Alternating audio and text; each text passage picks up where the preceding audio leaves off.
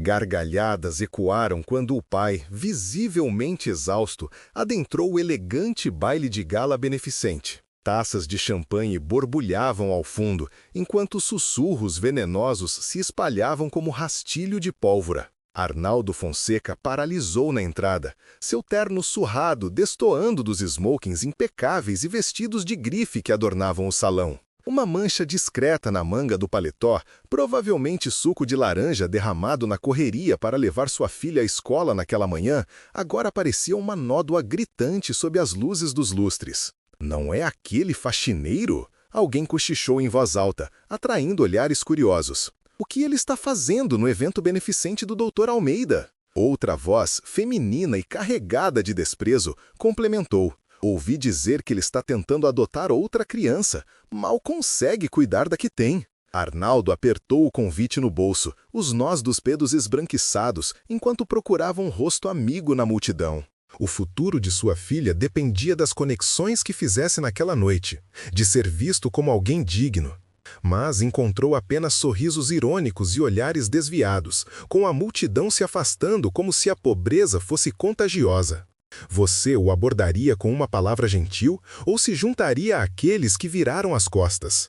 Deixe sua opinião nos comentários. Ele endireitou as costas e deu um passo à frente, seguido por outro. O couro de seus únicos sapatos sociais, lustrados freneticamente naquela noite, rangia contra o piso de mármore, atraindo ainda mais atenção indesejada. Mas Arnaldo Fonseca não desistiria. Não naquela noite. Não quando tudo o que importava estava em jogo. O que aqueles frequentadores abastados não sabiam, o que nenhum deles poderia entender de sua posição de privilégio, era que o homem que zombavam já havia circulado por ambientes como aquele com a mesma desenvoltura que exibiam. Que, antes da tragédia, ele também havia tomado tanta coisa como garantida. E ninguém naquele salão opulento estava preparado para o que aconteceria antes do amanhecer. Se histórias de pais que se recusam a desistir, apesar das adversidades, te emocionam, inscreva-se agora para mais histórias inspiradoras de superação e redenção toda semana. 5 anos antes, Arnaldo tinha tudo que a sociedade considera valioso. Um escritório de advocacia próspero, especializado em direito de família. Uma casa aconchegante no subúrbio com Carolina, seu amor dos tempos de faculdade e esposa por 12 anos. A filha deles, Manuela, com apenas 4 anos na época, herdara os cachos dourados de Carolina e sua teimosia. Os fins de semana eram repletos de churrascos, visitas de amigos e planos para o futuro, incluindo a adoção que haviam começado a planejar, querendo dar um lar a uma criança que precisasse. Então chegou a fatídica terça-feira chuvosa, quando Carolina reclamou de uma dor de cabeça antes de sair para seu trabalho como orientadora em uma escola. Ao meio-dia, ela desmaiou em seu escritório. À noite, os médicos usavam termos como hemorragia maciça e não há mais nada que possamos fazer. Em 72 horas, Arnaldo se tornou viúvo, Manuela perdeu a mãe e o mundo saiu permanentemente dos eixos. O escritório de advocacia concedeu-lhe licença por compaixão, mas as semanas se transformaram em meses, enquanto Arnaldo lutava para ajudar Manuela a processar o luto ao mesmo tempo em que se afogava no seu próprio. Seus sócios foram compreensivos no início, depois cada vez mais impacientes. Eventualmente, compraram sua parte por muito menos do que valia, mas Arnaldo não tinha forças emocionais para lutar. A bela casa foi a próxima a ir embora. Muitas lembranças, uma hipoteca muito alta para sua renda cada vez menor. Mudaram-se para um pequeno apartamento do outro lado da cidade, onde Arnaldo aceitava qualquer trabalho que encontrasse, mantendo uma agenda que lhe permitisse estar presente para Manuela. Limpeza de vidros lhe dava horários flexíveis e pagava as contas, na maioria das vezes. Sua licença de advogado permanecia ativa, mas quem contrataria um advogado que estava fora de prática há anos? Apesar de tudo, Arnaldo havia feito uma promessa a si mesmo e à memória de Carolina. A adoção que haviam começado continuaria.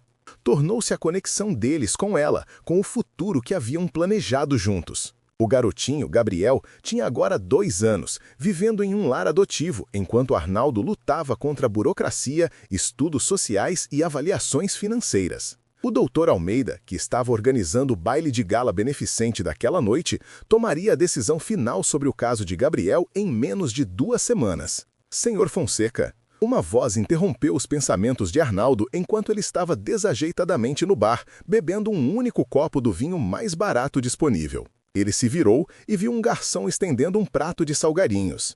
Gostaria de comer alguma coisa, senhor? A gentileza nos olhos do jovem quase o derrubou. Obrigado, Arnaldo conseguiu dizer pegando um pequeno pastel. De nada, senhor. Minha mãe também me criou sozinha. Não é fácil. Antes que Arnaldo pudesse responder, uma confusão perto do palco principal atraiu a atenção de todos. O doutor Almeida estava batendo no microfone, sua figura imponente exigindo respeito imediato. Aos 65 anos, Almeida tinha a reputação de ser duro, mas justo, no tribunal de família. Seus cabelos grisalhos e olhar penetrante intimidavam até mesmo advogados experientes. Bem-vindos, amigos e benfeitores, começou o juiz, sua voz grave ecoando pelo salão. Esta noite celebramos e arrecadamos fundos para a Fundação Criança Primeiro, apoiando crianças em lares adotivos em todo o nosso estado. Arnaldo aproximou-se do palco, tomando cuidado para não chamar a atenção. Precisava que o Dr. Almeida o visse como um pai em potencial responsável, não como o homem desesperado que se sentia por dentro. Muitos de vocês sabem que esta causa é pessoal para mim, continuou Almeida. Tendo crescido no sistema de acolhimento, compreendo a profunda diferença que um lar estável e amoroso faz na vida de uma criança. Aquilo era novidade para Arnaldo. Em toda a sua pesquisa sobre o juiz que determinaria o destino de Gabriel, não havia encontrado nenhuma menção à infância de Almeida. Por isso, a voz do juiz endureceu ligeiramente. Acho particularmente preocupante quando observo a forma como, às vezes, julgamos quem é digno de fornecer esse lar. A multidão se agitou desconfortavelmente. Os olhos de Almeida pareciam percorrer o salão deliberadamente. No início desta noite, testemunhei algo decepcionante. Um homem foi ridicularizado ao chegar, não por falta de caráter ou compromisso, mas aparentemente pelo crime de usar um terno fora de moda. Arnaldo sentiu o rosto esquentar quando várias cabeças se viraram sutilmente em sua direção. Esse homem, continuou Almeida, está aqui porque recebeu um convite pessoal meu. Os sussurros se intensificaram. Arnaldo permaneceu paralisado, sem saber se deveria agradecer pelo reconhecimento ou se sentir ainda mais humilhado pela atenção adicional. Em meu tribunal, vejo a humanidade em seu melhor e pior. Vejo pais ricos que veem os filhos como acessórios e pais pobres que dariam o último suspiro pela felicidade de seus filhos. Status e finanças importam em casos de adoção, sim, mas estão longe de ser as únicas considerações. Uma mulher em um vestido caro perto de Arnaldo murmurou para sua acompanhante. Ele está falando daquele faxineiro? Certamente ele não pode arcar com os custos de cuidar adequadamente de uma criança. Arnaldo cerrou o maxilar, mas permaneceu em silêncio. Já tinha ouvido coisas piores nos 5 anos desde a morte de Carolina, de vizinhos que pensavam que pais solteiros não conseguiam criar uma filha adequadamente, da escola de Manuela quando ele não podia pagar as mesmas atividades extracurriculares de antes, de assistentes sociais preocupados com seu histórico de emprego instável. Apesar de tudo, ele se concentrou no que importava, a felicidade de Manuela e garantir o futuro de Gabriel. Conforme a noite avançava, Arnaldo permanecia na periferia, observando em vez de participar. Observou doadores ricos preenchendo cheques com movimentos casuais de seus pulsos que representavam meses de sua renda. Ouviu conversas sobre casas de férias e escolas particulares, conceitos que agora existiam em outro universo de sua realidade diária, de compras de supermercado com desconto e roupas de segunda mão. 1 hora após o início do evento, decidiu que já tinha feito o suficiente. Mostrou respeito pelo convite do juiz, demonstrou seu apoio à causa. Manuela estava passando a noite com a vizinha idosa, Dona Augusta, mas ele não gostava de deixá-la por muito tempo. Enquanto caminhava em direção à saída, uma mão firme segurou seu ombro. Indo embora tão cedo, Senhor Fonseca? Arnaldo se virou e viu o próprio Dr. Almeida, sua expressão indecifrável. Doutor, eu agradeço muito o convite, mas preciso voltar para minha filha. Almeida assentiu. Manuela, correto? 9 anos agora? Sim, senhor. E ainda mantendo a média 10, apesar de tudo que sua família passou? Arnaldo piscou surpreso. Ela se esforça muito. Assim como você, pelo que observei. O juiz gesticulou para um canto tranquilo. Caminhe comigo por um momento. Enquanto se afastavam da multidão, Arnaldo sentiu dezenas de olhares o seguindo, o peso do julgamento e da curiosidade quase palpável. O que você faria se o futuro do seu filho dependesse desta conversa? Compartilhe seus pensamentos nos comentários abaixo. Senhor Fonseca, serei direto, disse Almeida quando estavam relativamente sozinhos. Seu pedido de adoção de Gabriel enfrenta considerável oposição de certos setores. O coração de Arnaldo afundou. Entendo que minha situação financeira não é ideal, doutor, mas posso fornecer um lar estável e amoroso. Mantive um fundo universitário para Manuela, apesar de tudo, e faria o mesmo por Gabriel. Almeida levantou uma mão. Não estou questionando seu compromisso, mas há um pedido concorrente dos Albuquerque. Ele acenou em direção a um casal elegante do outro lado do salão, a mulher que havia feito comentários sobre Arnaldo mais cedo. Eles são doadores importantes para a fundação. Renda dupla, casa espaçosa no melhor distrito escolar.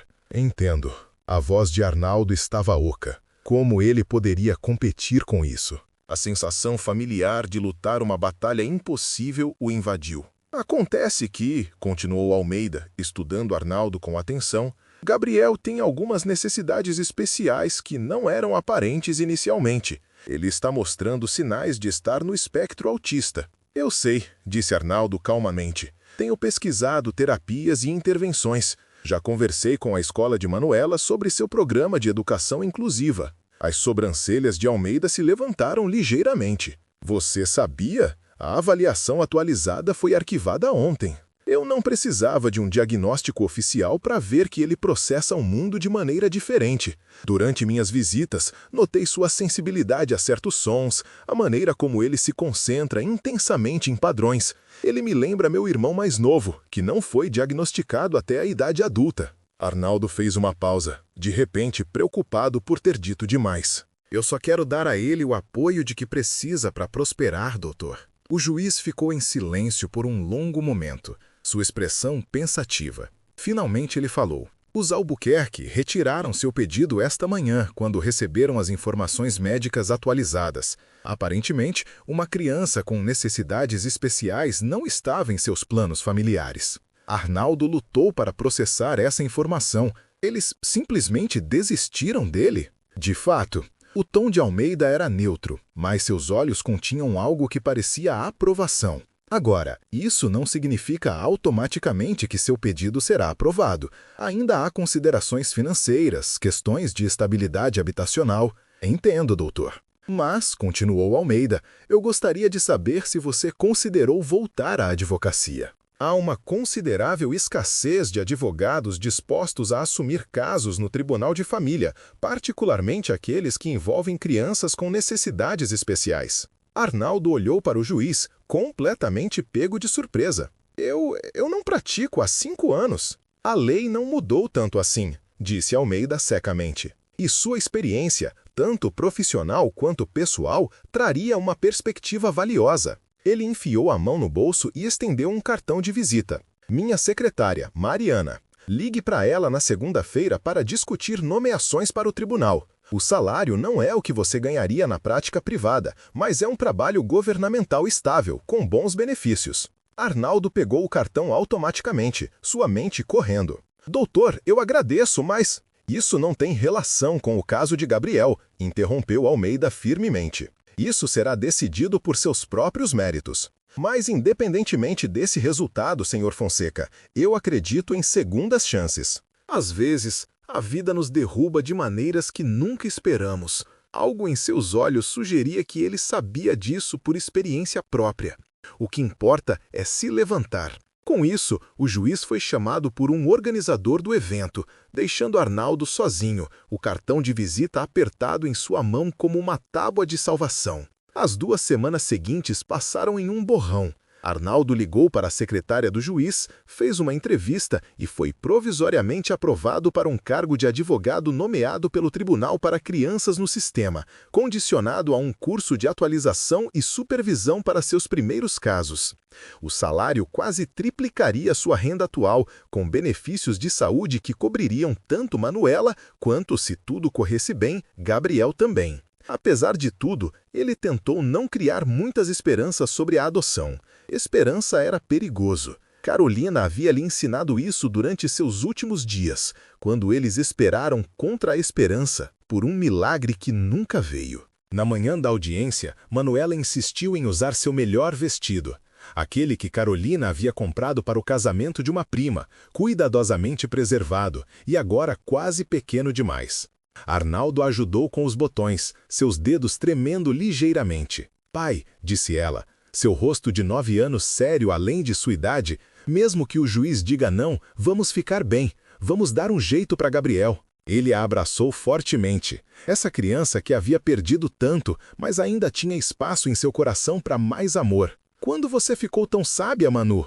"Mamãe sempre disse que eu tinha uma alma velha." Ela endireitou sua gravata, outra relíquia de sua vida anterior. Ela estaria orgulhosa de nós hoje. O tribunal estava quase vazio quando chegaram. Apenas a assistente social, o tutor ad litem nomeado pelo tribunal para Gabriel e, para surpresa de Arnaldo, o próprio Dr. Almeida. Normalmente, as audiências de finalização de adoção eram tratadas por comissários do tribunal, não pelo juiz-presidente da Divisão de Direito de Família. "Doutor", Arnaldo reconheceu, tentando manter a voz firme. "Esta é minha filha, Manuela." Manuela deu um passo à frente e estendeu a mão solenemente. "Obrigada por considerar nossa família para Gabriel, doutor." O rosto severo de Almeida suavizou-se ao apertar a mão dela. "De nada, mocinha. Entendo que você tem visitado Gabriel regularmente em seu lar adotivo." "Sim, senhor. Estou ensinando a ele os nomes dos dinossauros. Ele gosta muito dos de pescoço comprido, os saurópodes." "Conhecimento impressionante", observou Almeida. "Papai me leva ao Museu de História Natural nos dias de entrada gratuita", explicou Manuela. "E pegamos muitos livros emprestados na biblioteca."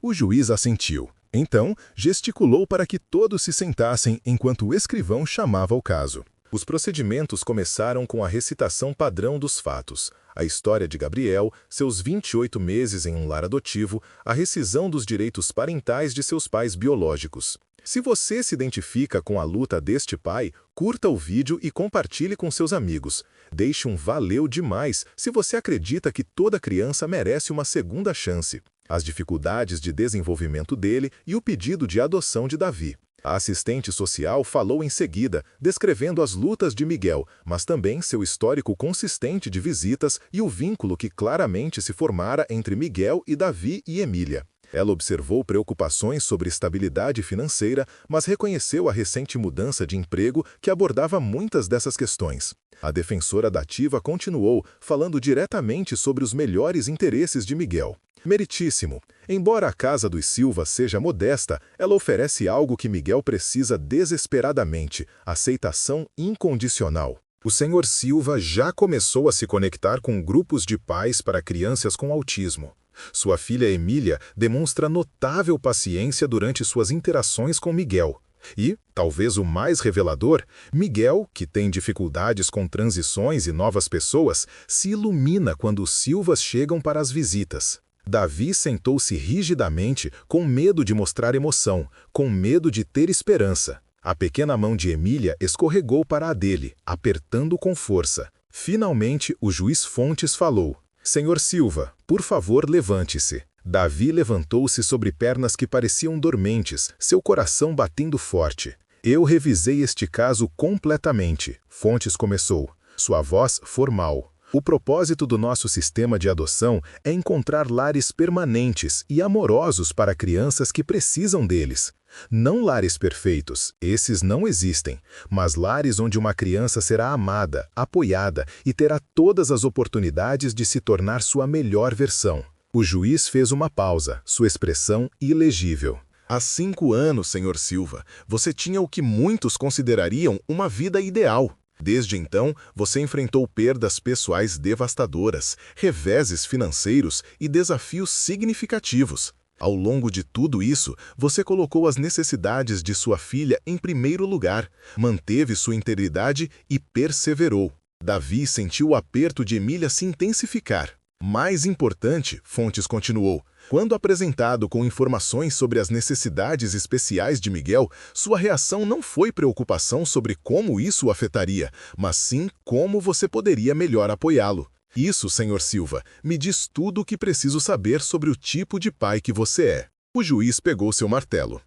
É a constatação deste tribunal que a adoção de Miguel Ryan por Davi Silva é aprovada e finalizada, com efeito imediato. Parabéns, Sr. Silva. Miguel é legalmente seu filho. O som do martelo batendo foi abafado pelo grito de alegria de Emília. Davi ficou paralisado, incapaz de processar totalmente as palavras que acabara de ouvir, até que os braços de sua filha envolveram sua cintura, seu rosto pressionado contra seu peito.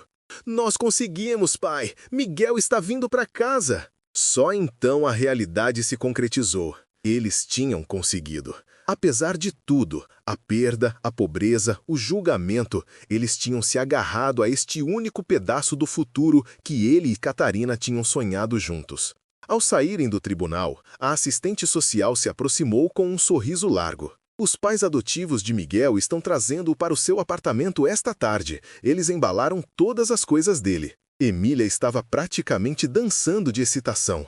Podemos parar para tomar sorvete para comemorar? Por favor, pai! Absolutamente, Davi disse, sua voz embargada de emoção. Hoje nós celebramos. Do lado de fora do tribunal, ele parou nos degraus, olhando para o céu azul claro. Pela primeira vez em 5 anos, ele sentiu a ausência de Catarina não como um peso esmagador, mas como uma presença gentil, observando-os com aprovação. No domingo seguinte, Davi organizou uma pequena festa de boas-vindas para Miguel em seu apartamento. Dona Cida, da porta ao lado, trouxe pasteizinhos. A melhor amiga de Emília e seus pais vieram com um triciclo de segunda mão que eles haviam repintado. A assistente social apareceu brevemente com um livro de imagens sobre famílias que se unem de maneiras diferentes. E para completa surpresa de Davi, o juiz Fontes apareceu à sua porta, segurando um braquiossauro de pelúcia. Eu entendi de uma fonte confiável que Miguel aprecia saurópodes, disse ele a título de explicação,